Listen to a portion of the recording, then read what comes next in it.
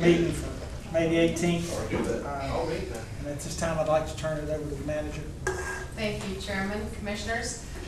On May 1st, we delivered the county manager's recommended budget to you for the fiscal year 15-16 budget. And on May 4th, we had a work session with you in which we went over the highlights as it related to that budget.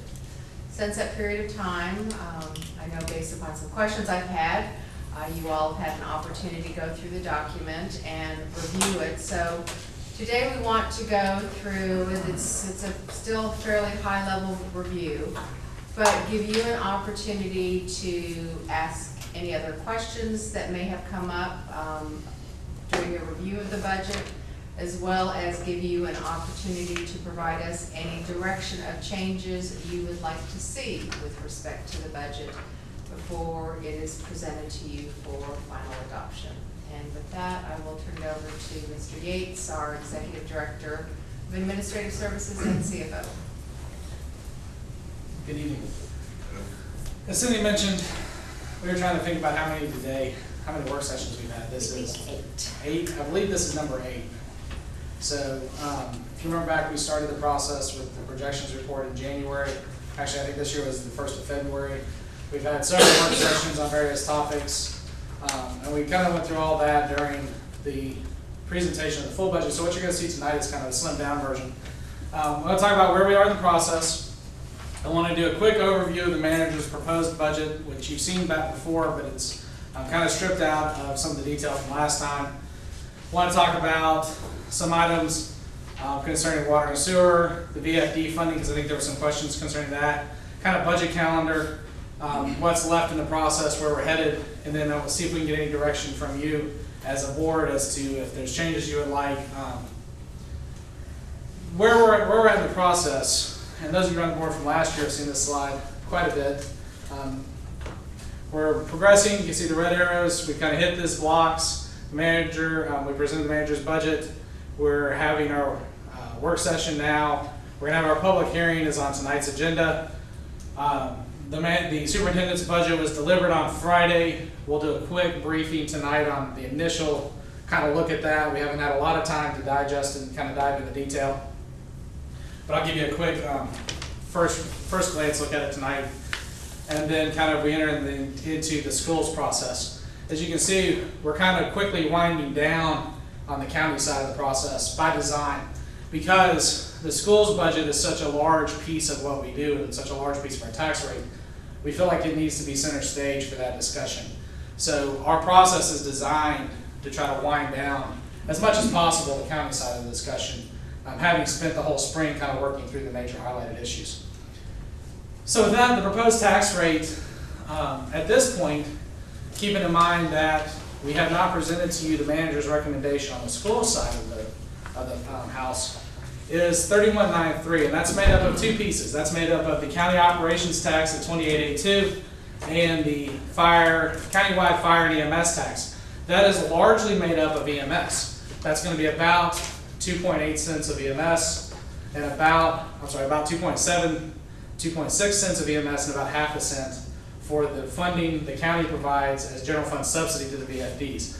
That leaves in place, based on the direction we received from you, all of the fee districts and all of the tax districts kind of as they were frozen based on discussions. Why did EMS go up so much?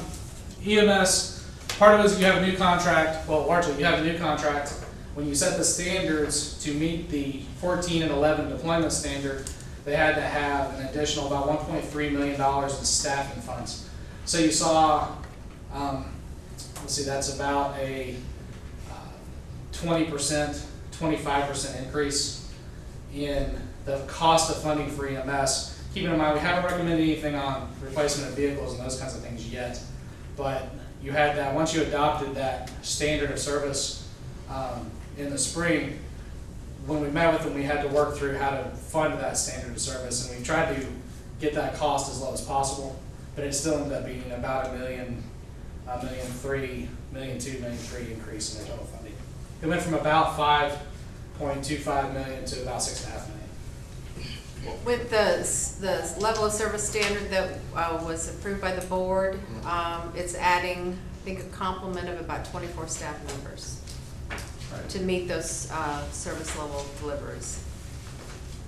So that was kind of the challenge.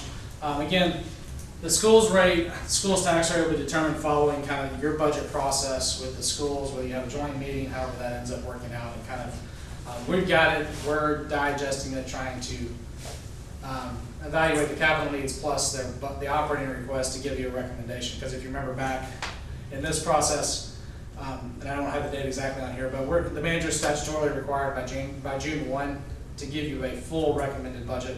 So by the 29th, we'll deliver back to you what we call the school's addendum, which will be the remainder of the budget to replace in your document with the school's information. So we haven't, again, made any recommendation yet on school funding. Countywide, where does the funding come from? You see our largest chunk is ad valorem taxes. That's, again, you've seen this before.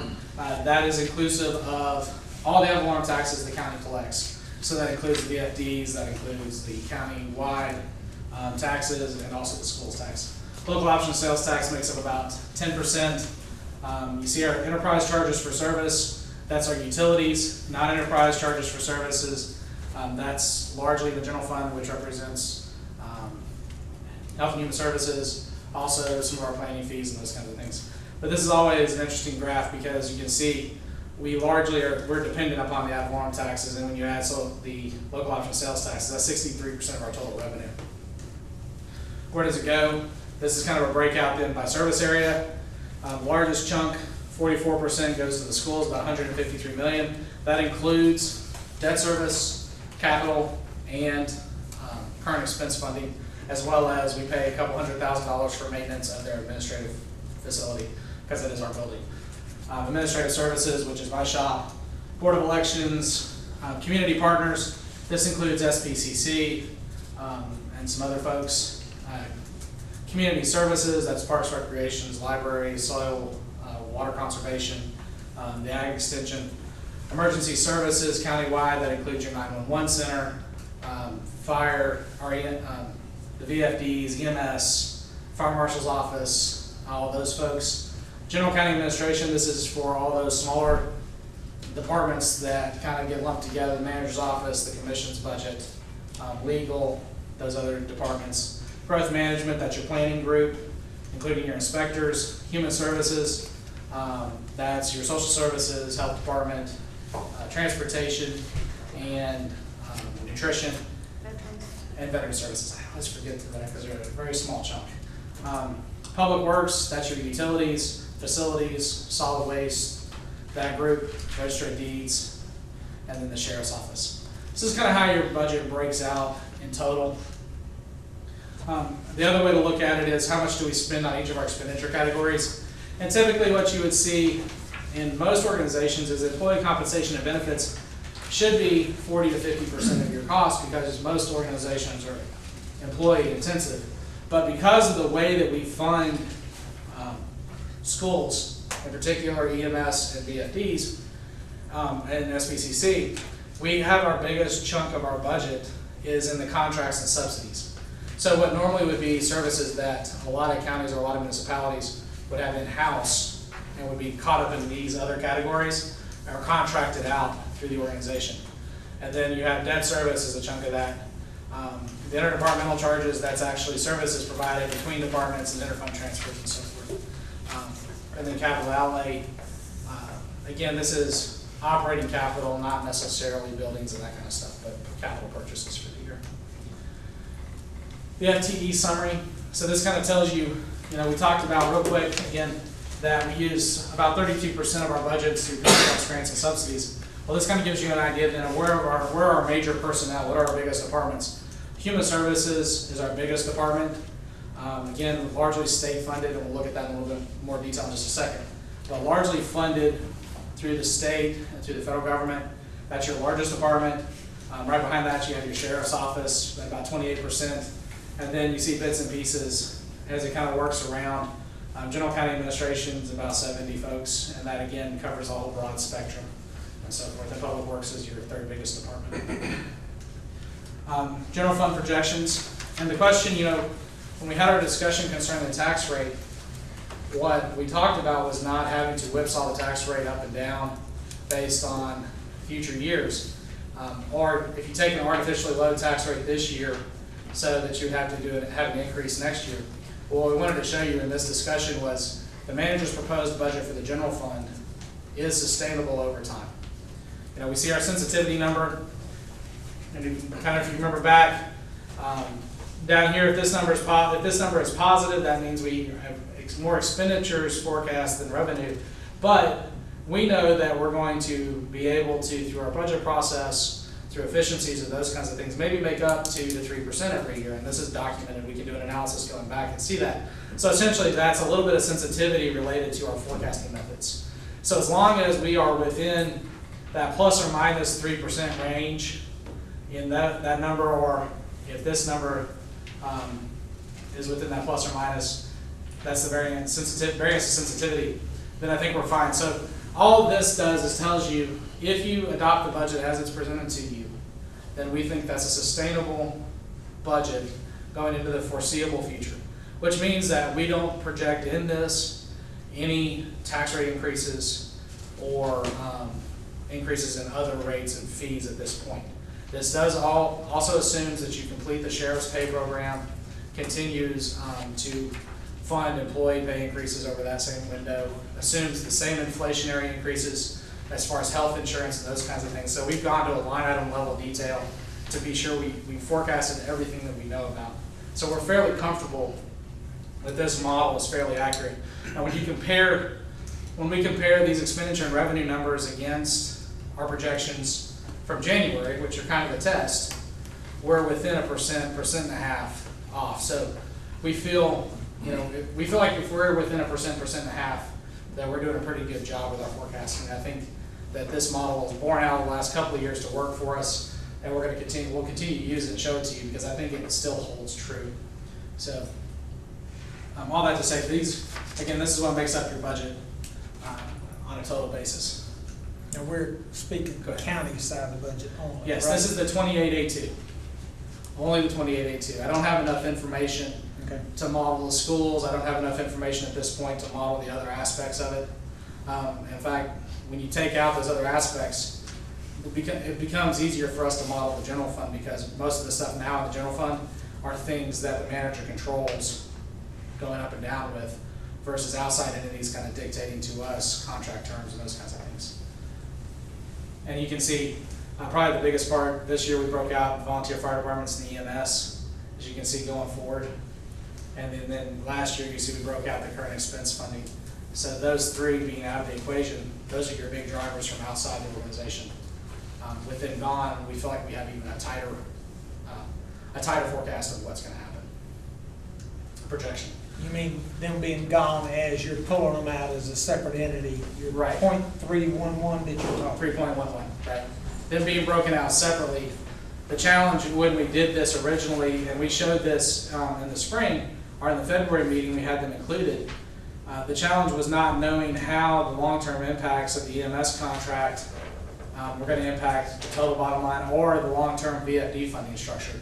So in isolating those out to a separate discussion, we were able to kind of get a clean or a more transparent look at what the general fund operating costs are. So what we're paying for a lot of these services, the sheriff, the register of deeds, social services, those kinds of things.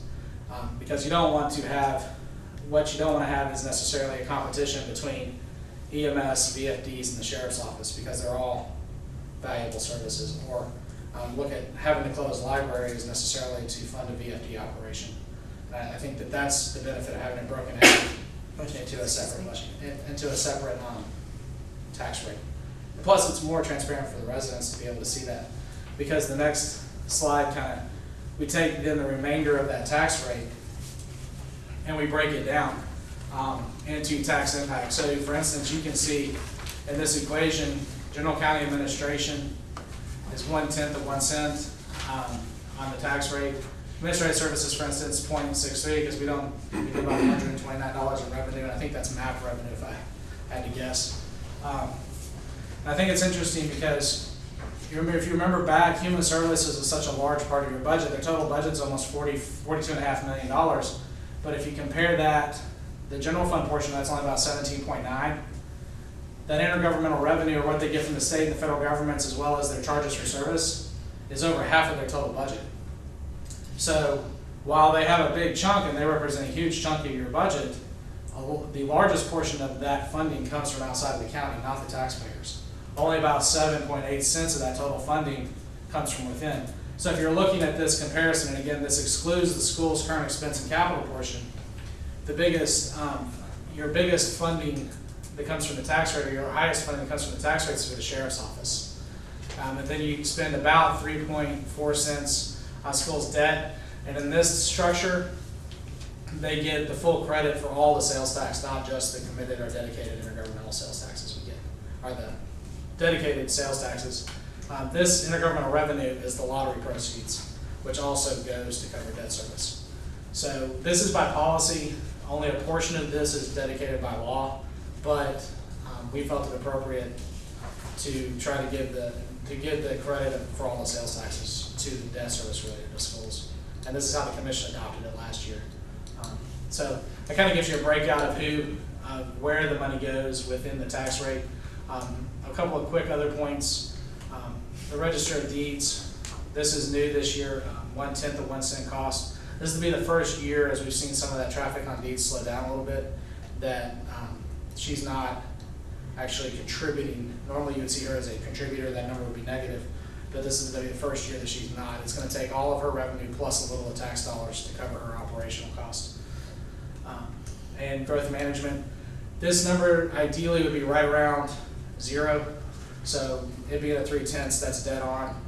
We don't treat them like an enterprise, and we don't charge them indirect charges. So I think that's a good spot for that to be. So in looking at this, what I've seen and kind of what we see is that there's none of these that are out of line, particularly when it comes to a commitment on tax resources. And of course, we've seen this a couple of times. Is that 26,000 on register of deeds, our contribution, the general fund's contribution to their shortfall? Right there? Yeah. Right, that's the tax contribution. Okay. So that would be the portion of your 2882 that goes to her. And in the past, that number was kind of like you see here with Public Works, or that's a positive number, so that means that they were actually contributing back to the total, and thereby reducing the tax rate. And I want to point out real quick, this Public Works is a reimbursement process for work done by the general fund for Public Works, and because of the way those funds are structured. So we're not transferring money out of Public Works to the general fund. This is I believe it's part of the sign shop program and a couple of other smaller items, but this is for work done in the general fund on behalf of Public Works. So it's not an outright transfer, it's for service.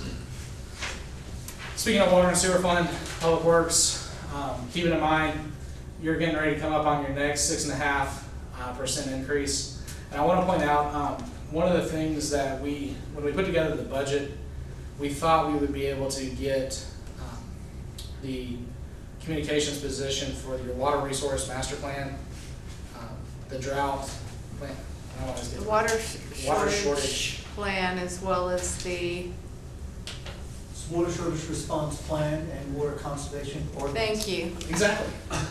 We thought we were going to be able to get that position onto your agenda and have it approved. So it's shown in your budget book as part of the 15 revised number.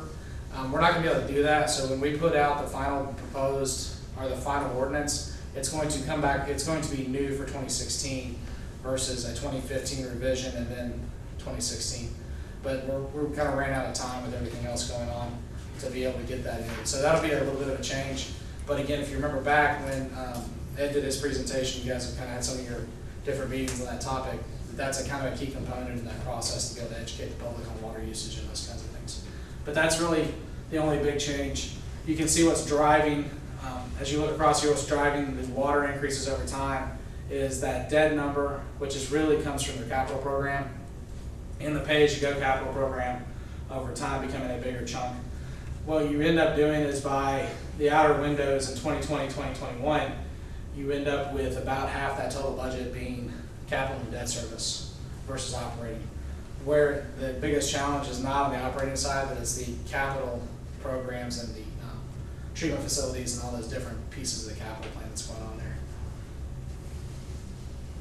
And again, you have one more year on 2017, and then these will be reevaluated based on the build and based on the spend and all those other different components. So these are not locked in.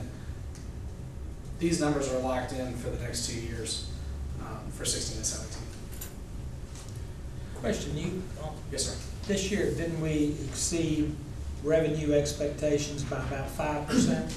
We were seeing really good, strong revenue up in the last couple of months. It was higher, and then it's kind of trailing back off. We were just talking about this today. It was higher. We were anticipating a higher level, but it has started to trail in the last couple of months down from where we thought we would be.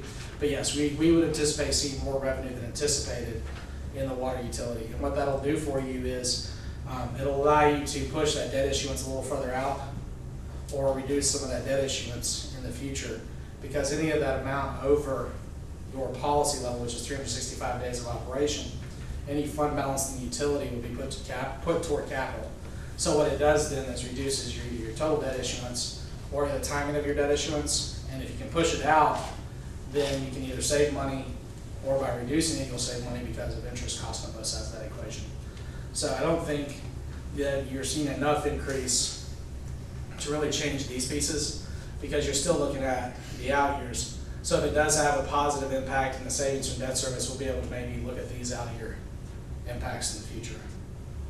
Does that kind of Yeah, help? that helps, yes.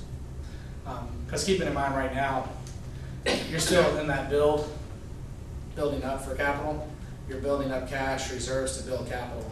So having a year where you outperform revenue estimates is a positive, because that helps you in your future years. So we're not quite to the point where we're just maintaining the system. We're still trying to build significant capital. The VFDs,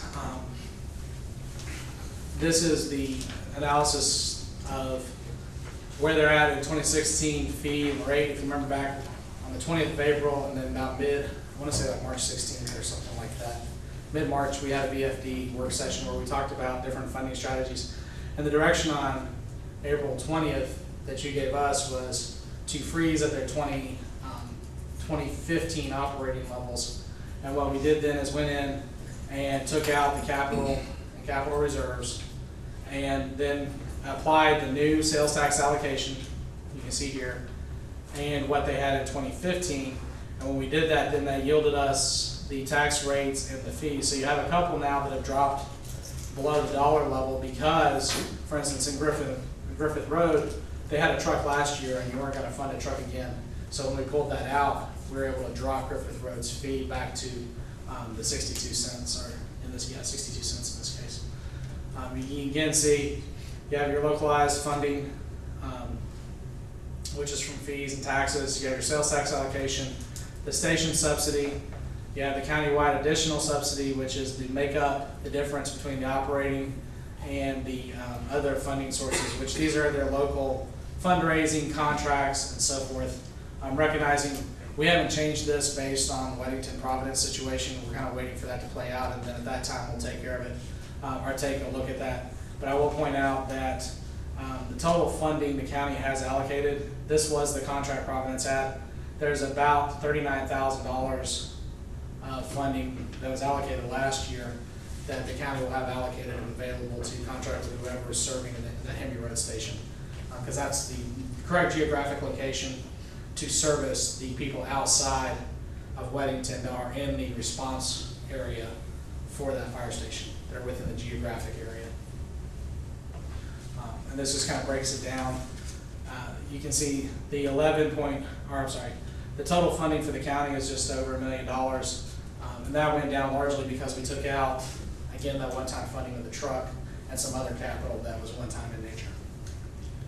Will you explain the logic for taking the capital reserve out? Because my understanding that is for emergencies they may experience during the year, such as a pump going out on a truck. It's about $25,000 to repair it. It wasn't a part of the capital we plan on funding, so help me understand that. I've got a letter here from Ray Kilgo, which is on the board at Stallings, and I've heard this from half a doesn't necessarily fire departments with concern about that capital reserve? The capital reserve in our conversation with them, and it kind of varies all over the place as far as what the capital reserves are used for. It depends on what they talk to them too. So when we meet with them, a lot of times they're saving for trucks, they're going for other things. And what we felt like is getting ahead of the working group while driving up the rate in some of these areas, because for instance, in Stallings, you already have a slight increase in Stallings, so driving up the Stallings rate ahead of the working group's work, which are going to look at capital and look at these other things, we felt like we'd be driving up the rate to add to reserves. Now, if they have an emergency they can't fund, they can always come back to the county and ask. Some of these folks have fund balance, but to ensure that we kept the controls in place while the group did its work and not to get ahead of the group, getting everyone frozen at the same level was appropriate, because what will end up happening then is that those folks down here that can't afford to fund the capital reserve because they're already maxed out, and general fund subsidy for a capital reserve is something we haven't been doing, is you'd further drive that have and have-nots situation. So you'd punish the smaller VFDs and the fee VFDs as well as the taxpayer that's taxing, because some of those to get to that capital reserve, you'd have to raise that rate higher than what it was in the previous year. You're already having to do that in some cases just to maintain, because of the revow, to maintain current services in that district. So we felt like, based on the direction, that freezing included the capital components, the one-time purchases, as well as those capital reserves. So if they have need during the year and they have a fund balance, that emergency need could be met out of that? If they don't have cash on hand. Most of the VFDs do have cash balances, and we're in the process, based on what our auditors have asked us to gather, we're in the process of gathering the individual cash fund balances, because some of them didn't provide them to us this year. So if they don't have cash on hand, and it's the difference between a truck running and not running, then I think that they can come to us and we'll have that conversation and talk about what best to do. And at any given point in the year, if that's the case and they can't afford to replace a pump, then the commission can absolutely amend those budgets. But I believe that at least all the tax districts probably have sufficient cash on hand for a $20,000 pump. And they should have the reserve that they haven't used in prior years that they have been building up. Well, So- primarily what we heard during our one-on-one budget discussions with them was the capital reserve was not for emergency repairs, but they were either saving up to acquire a truck, they were saving up for a new station, an expansion to a station, renovation of a station. So we did not hear that, and that's not to say it's not possible, but that was not one of the reasons that they gave us as to why they had capital reserves. Yeah, that's one of the examples that I was given, is that it's a truck fund. They put it in the truck fund to have the capabilities to do those emergency repairs. Normally repairs would be covered on their operating budget, and the folks that had, that said, well, maybe this pump's 20 years old, it may go out, put money on their operating lines for that, and that's covered through the rest. So like Cindy's right, to be real honest, we didn't hear a lot of that in our meetings. So again, they have cash on hand. If they've been building up those reserves over time, they should have some of that cash on hand. If they're $20,000 is the difference between solvency and insolvency, then they need to come talk to us anyway. Because they're in a pretty bad spot at that point, especially your tax districts, because all of these folks have full-time staff. So, and we have worked, for instance, we work with Wingate a lot of times to front cash to ensure that they can make payroll before their fees come in with the tax collections and so forth. So if they have an issue, they're welcome to come and chat, and then we'll make a recommendation to you as a board. And I apologize, for some reason my slide disappeared. This was the VFD slide, the other one that kind of explained how we got there, so I don't know where that went. I will get that. Is it in your packet? Okay, so what you have in your slide, and I apologize for the folks at home, we'll be sure this is appropriate on our website. A broken link, I hate when that happens. What you have in front of you is kind of a redigest of what you saw. I'm fine. I've seen that slide 100 times. What you have in front of you is kind of those things that Commissioner Helms was talking about, where we took out the capital reserve, a little more detail around that, because I think that those are very valid questions, and they're not, they're valid concerns from the VFDs. But we do have a plan for kind of how to address that, and I wanted to show that to you, and how the freeze broke out from year over year. That's all, that slide's just there to kind of help you with that. And show that to you. So, our next steps in our budget process, May 15th, again, we received the school's budget. Tonight, we have our public hearing. Originally in our schedule, we had planned to get a tentative approval tonight after the public hearing of the budget. The week of May 25th, we're going to hope to have a joint meeting with the schools to talk about their budget request. May 29th, we're going to provide the addendum to the county manager's proposed budget. We'll have on the 1st of June a public hearing concerning the UCPS budget. Again, that's the only public hearing that budget gets in the process, and that's why we think it's really important to have it. They're not required under the general statutes to hold a public hearing, so this is the only time the school's budget becomes the focus and is the public hearing centerpiece. And then on June 15th, you have a statutory requirement concerning the public hearing, and that has to be 10 days, no less than 10 days after the manager presents, and that fulfills that requirement, and any time after that, you can adopt your budget. Right now, we have it penciled in for June 30. That's the last possible date it can occur. Pretty much any time you guys as a body would like to get together after you do your public hearing. So with that, we have, all this information is on our website. We'll be sure the right slides are out there on our website that has the VFD information. We've had these in emails for 2 years now, or this is our second year. Ask the county manager if there's questions about the budget. We'll be happy to take them. If there's public comment on the budget, we'll be happy to take that. Any additional, like I said, information is on our website. And with that, I'm going to turn it back to you because this really kind of officially ends our work with it from the perspective of we've given you all the recommendations concerning the VFDs, the EMS, and the county side. With that, I'll open it up to Mr. Chairman. Any comments, items that you'd like to address in the budget? Jeff, just a question. Compared to where we're at for this past year, what is the rate that we have right now as far as just the county? Taken out, if you had taken out fire and EMS, what would the county rate be right now? No schools, no fire, no EMS. Let's see, 0.67. It would be right around 28.5 cents, maybe. So you're looking at going up to 0.3. 28.8 And if you remember, That's a revenue neutral. revenue neutral. right, if you remember, because we did the reval, we lost about 5% of the total value. So we recommended to you at that time through that tax discussion that we do what's considered the revenue neutral rate less the growth factor. So that generates really the only amount of money that's generating to the general fund and the increased resources is a little over $1 million, and that comes from motor vehicle tax, and that's due to growth in motor vehicles. As far as property tax, real property tax, it's about $35,000 loss, if I remember right. No, it was a $35,000 gain. But we tried to get it as close to break even as we could for the average, on average, recognizing nobody in the county is average.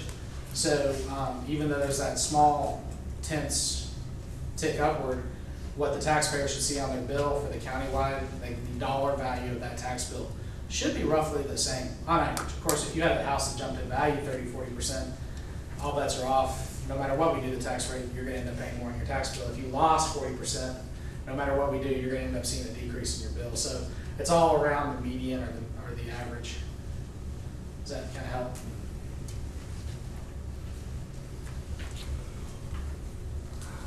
Any additional questions? What's the county merit pool this year? The merit poll is 3%. Do you have anything that indicates the allocation of that 3%, what we're looking at? We don't do it based upon a percentage basis. It's a tool we've been using for the last 3 years, which is based upon pay bands and evaluation scores as to what a fixed dollar amount is that the incumbent receives. and those go into effect July 1. We're actually in the evaluation performance review process right now. And it works off the midpoint. So the higher, if you're above the midpoint, the dollar value is the same as if you're below the midpoint. So it's actually, it's a dollar amount, so it's not 1, 2, or 3% depending upon performance. It's a fixed dollar value based on where you are in the bands. Based on the review. Based on the Mhm. review, right. So it's all performance-based. So the 3% is just a pot of money that is then allocated on a dollar basis to those employees who rate competent and effective, which is meets standards, however you want to define it, and above. Employees who are not at a competent, effective, which is a rating of a 2, are below that, they are not eligible for any kind of pay for performance increase. But do we have anything that shows the disbursement across salary categories, or? It's done on the bill, so they track they get the deviation worked out, so everybody's kind of, when you look at the dollar value, obviously the dollar value, depending on where you are in the pay range, changes.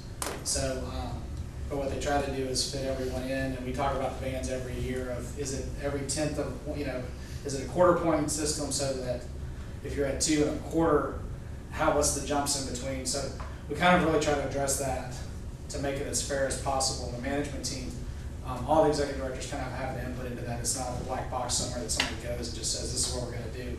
We all sit around and talk about what's the fairest thing for all the employees based on performance going forward. So statistically speaking, what they try to do is get everybody within the distribution so that you do have very limited outliers beyond that, the deviation points. So I think the vast majority of folks generally fit in that 95% band in the middle. There's a handful of outliers above and below. And how about the people that are below the min and above the max? From what perspective? How are they handled? If they are below the minimum, for example, we do shift our pay ranges, we did last year and this year, prior to that we did not, then they are moved up to the new minimum. If they are at max, they receive a one-time payment. It is not cumulative on top of their pay. So if you've got someone at $35,000, the max is $35,000, their raise is $800, they get $800 As a lump sum? bonus, as a lump sum.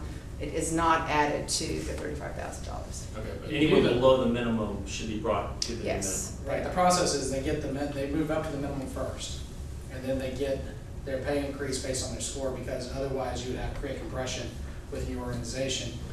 If you did it reversed, then it's conceivable you would have an employee that came on after, and they would have a higher pay rate than an employee that's been here. So to eliminate the compression issue, and I don't know, Cindy, where you've been, you've ever tried to unwind compression, but it's a very costly process. So heading it off, that's an ounce of prevention is worth a pound of cure approach. So you move those first to the bottom of the range, and then those people get their performance. So that person's not then stuck at the bottom of the range, and everybody that comes in behind them, in theory, comes in at the bottom of the range and is not going to leapfrog them in that process. Thank you. And it's actually a system that HR put together 3 years ago. We've been using that system, and of all the systems I've used, it's probably the fairest system that I have found out there. That doesn't still mean that everyone is happy, but it's probably the fairest system. And it's certainly not a COLA. Yeah. Okay. We don't do We don't COLAs. do COLAs. It is based on performance. Yes. Completely 100% based on performance. Vice Chairman Rich. What kind of direction are you looking for tonight? Well, We need, if there are things in the budget that you have issues with, we certainly need to know that. If you have direction other than what the manager has recommended, we certainly need to know that. If the commissioners are satisfied with the budget, then we would proceed forward with adopting the budget. So it'd be a tentative approval of the budget. You would be adopting the county side of the budget. We then move over, and the county, the VFD, and the EMS. We then move over to the school side, and then you bring the school side in with the county side for the final adoption. But at any point between now and June 30th, the county side could still change. We prefer it not, but yes, it could. It could. It could, yes. And then last year, the way it worked is when we did that tentative approval, we kind of declared that as done because, and you haven't been here through that process with schools, but that's gonna. It takes a lot of It'll be all resources. consuming for staff time as well as commission work sessions. So from our perspective, it's really helpful for us to kind of put this to bed or know what changes you need us to make, if that's a consensus amongst the board. Otherwise, we think going forward, your energy should be focused on the schools discussion and focused in on that piece of it, because that is your biggest chunk of your budget.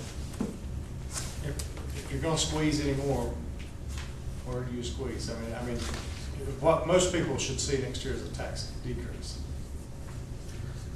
Depending upon where you are. Depending on in where we the go county. with the schools, but from our standpoint, most people should see a decrease. Particularly folks below the median home value, which is right around $205,000. Everybody below that level should easily see some relief in the tax rate from the county side, not knowing, and depending upon where they are in the district, where they are in the districts and all that other stuff. No one's exactly average, and that's kind of the hard part of doing this, because we have a tax structure. In addition, you have 10 people that are in towns will see changes because not everyone's going to do revenue neutral how we did revenue neutral. So from the county, What's the percentage of the property values that went down? it depends on which type you are. Those are So solid. 60% of the For single residential, family. single family went down. 95%, I think it was, in vacant lands. Land took a big hit. Yeah, so it just depends on where you are in the equation. I can tell you though, if you're in that home value, which we have a lot of folks are in that $2,010 range, $200,000 range, they should see some relief on the county side, the county operations tax, than what they had last year. Again, we haven't come up with a recommendation on schools yet, so. But that would depend on where they were located within the county and the growth that they experienced up to that 2000. I mean, if they had a $100,000 house and they lived in an area, and I'm not saying we had these, but I'm sure we had a couple that are like this, they saw a doubling of their property value, then yeah, they're not gonna see any relief. It all works off the median. So the higher you are away, or the further you away from the median either side, the more of an impact you could have had. There's no perfect, the SAC system, and we kind of talked about this when we went through our presentation on tax rates and rebound. There's no perfect system, and there's no way to treat everybody exactly equal. So you kind of have to try to hit in the median, and the outliers are going to be impacted one way or the other. Unfortunately, that's the nature of our tax system. And this is our third year of doing modified zero-based budgeting. So, we have gone through the process now to where I think we have fine-tuned it to that we are definitely meeting needs, not wants of the organization. And that's why I feel very confident on the county side of the house that we can make the representation to you, as I have the last 2 years, that within that revenue neutral tax rate, we can maintain that, still provide services. Can't add a whole lot of new services, but we can still provide services to our residents without any future, I'd say, in the next 3, 4, 5 years, tax increases on the county side of the house.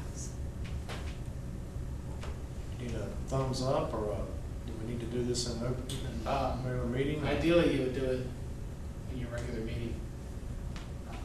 Even for the tentative approval? For tentative approval.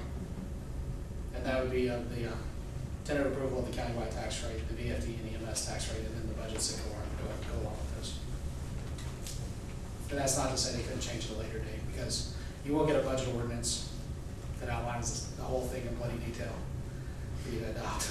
So it's one of the longer ordinances you adopt. So, I didn't see it on the agenda. Are we gonna add it then? No, I hadn't had a request to add it to the Well, why agenda. don't we go ahead and add it then? I think that'll be up to you guys when you're setting your Do agenda. you all want to talk about that and decide if we want to do that? We can do that in here, right? You all could give us an indication that it's your intention to add it this evening, if 3 commissioners intend to add it this evening. If you need to do tentative, we'll need to add it to the agenda. If we need to do it in open session, then I think our preference is to get a vote on the record in the open session. All So during your additions, deletions of your agenda would be the appropriate time for there to be a motion and a vote as to whether or not it's added. You okay with that? Yeah, I'll annotate it. I will annotate it. Or what that means. Go ahead That and do means it. it's gonna probably be 8C. Okey dokey. You have to switch to a dry erase board. One of those big coaches, clipboards. And now for VFD funding, Yes, sir. so what does this do for VFD funding? This would lock them in as part of that process, tentatively to let you guys, what you have in front of you, which is what we believe was the implementation of the direction you gave us On April 20th. on April 20th. There's a freeze in place. There's a freeze in place, those fund balances, and I want to be real clear, because I sent you, we talked a little bit about fund balances, and I know it came up in our work session the other night with the working group. Those fund balances remain on the county's books to be used for fire service in those districts. Once the working group is done with its work, then those will be, probably as part of the 2017 budget process, will be released back to those districts for use in those districts. The county is not using those for anything other than fire service within those districts. Is there any way that it can go, like, let's say that we come to a conclusion earlier than we thought? Is there any way, how does that, if those fund balances, they'll be there, there's no way of giving those, once we get our solution for fire funding or fire? The challenge you'll have is your solution kind of July 1 becomes set, because that's you setting your fees and your taxes. So the only folks that would benefit from that would be the bigger districts, and then in most cases, or several of the cases, it's been expressed to us they would take those fund balances and then add personnel or ongoing costs ahead of the budget for next year, whatever that process that's laid out, which was kind of the resistance on our part and our recommendation to you as the freeze, was to not allow those departments, while that group works over the next 6 to 9 months, to not allow them to go out and add 6, 7 staff members, because that just balloons up the operating cost that may or may not be the final outcome of that working group. If the working group comes to a conclusion, could it be limited to capital one-time expenditures? You can limit it to whatever you like. Whatever you want. I will tell you though, in your fee districts, their fund balances are $2,000 and $3,000. They're pretty nominal. It's within your tax districts that have larger fund balances, so. Those are hundreds of thousands. Right, so it would be difficult for you to do much in your fee districts at that point in time. There's just not enough money there for them to do much with it. If we, like, okay, let's say that we came up with a funding model for next year, how do we ensure that those funds are spent in those tax districts and in those fee districts? Well, I think you can do that contractually. Most of the VFDs don't run outside of their district, well, except for mutual aid response, which is okay. So you would, just by virtue of appropriating the money to the VFD in their service district, they're gonna need to maintain that funding in the service district. Based on the outcome of whatever happens from the Weddington-Providence situation, we'll have to address that contractually. Commissioner Akers, did you have a question? Yeah. I think Commissioner Helms asked earlier, but I just want to make sure I understand this. There is a freeze, but if a fire department has a critical need, they can use their fund balance or their bank account, I guess. First, we'd expect them to go to their cash. Right. Which is theirs. Right. And they're private. In the event that a fire department did not have a cash reserve, they could then come to the county and we could allocate out of the fund balance if need be. You could allocate out of that fund balance. I think there's certainly a public purpose and fire Okay. protection, so you would have all the tools that you normally would have. I guess my point that I want the public to understand is that while there is a freeze on the fire departments, there, in no uncertain circumstances are we saying that we're not going to provide for fire service in this county. That's correct. Okay. Okay. Any further questions?